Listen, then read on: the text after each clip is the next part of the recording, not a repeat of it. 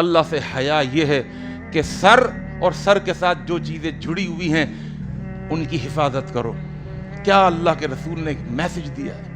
سر کے ساتھ جو چیزیں جڑی ہوئی ہیں ان کی حفاظت، آنکھوں کی حفاظت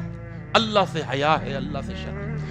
کانوں کو حرام سننے سے بچانا اللہ کی شرم اور اللہ کی حیا ہے آپ کے اندر، زبان سے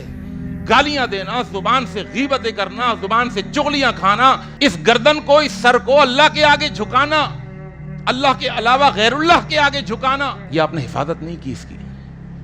اس کی حفاظت یہ ہے کہ اس سر کو اللہ کے آگے ہی جھکائیں، اور اس اٹھے ہوئے سر کو کبھی لوگوں کے سامنے نہ اٹھائیں تکبر کرتے ہوئے۔ سر کے ساتھ جو چیزیں جڑی ہوئی ہیں ان کی حفاظت کرنا،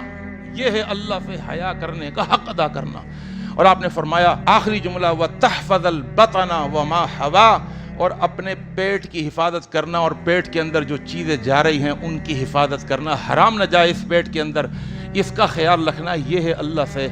حیا کرنے کا حق ادا کرنا۔